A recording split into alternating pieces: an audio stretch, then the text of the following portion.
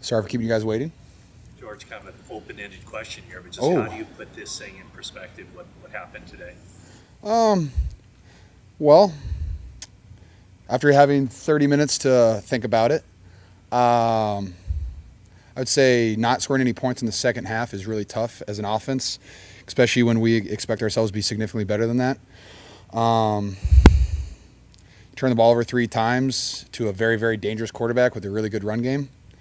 As an offense, we really want to take the game into our hands, and we had every opportunity to blow that one out, and we didn't do that. So just very disappointed is what I would say. How much does it help that you guys will be able to get back on the horse and play on Thursday? Playing the nice thing about football is while each loss stings terribly, the nice thing is you usually get to play the following week, and when you get to play on Thursday, if you dwell on it for very long, you're just going to put yourself in a hole. So the fact that we get to play on Thursday, Coach Shanahan's going to have a great game plan for us. That's all that matters. Sudden change is preached by coaches always, yours, everybody's. To have a block field goal for a touchdown and then moments later lose your kicker. How do you process that in real time, and how big was that? Well, losing your kicker is huge, especially when you have a guy who's good from 57 yards, 56 yards.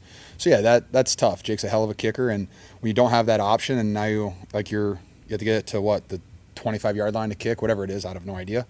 That's tough, but I think our special teams and our defense gave us every opportunity today to win, and as an offensive player who's been here for 8 years, I feel like that one's mostly on us than anything else. We have to finish drives, we have to not turn the ball over, we have to make it easy on ourselves, and which we didn't do today.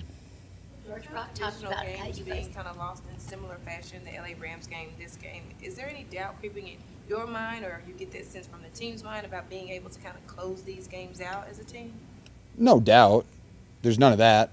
I would say that we just have to go out and prove that we can do it. Other seasons, I've started seasons where we won all the games and we figured out how to win dirty, really gross wins that you still win.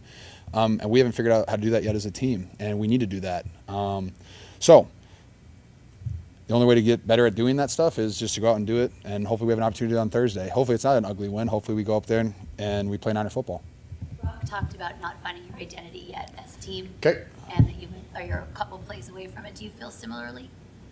Not finding my identity. Not you personally, but I think you know. Well, I think, the identity of the 49ers has always been that we're a hard-nosed team that's very physical. But I think it kind of goes into her question, we haven't won those gritty little games yet. We just haven't done that. And that's something that we need to get better at. That's something that we have to get done. And the only way to prove that is to do it on the football field on a Thursday night or on a Sunday. So we're just going to try our best to do that. And the thing is too, teams look like the team that you look like in September, October will be significantly different than November, December. So we just have to try to get better, take one day at a time, and get a little bit better every single day. Being the leader that you are, how do you make sure that Jordan doesn't put a loss like that on himself, being new to his role? I would just tell him to not put the blame on yourself. When you fumble, you turnovers, whatever it is, you miss a block, drop a pass.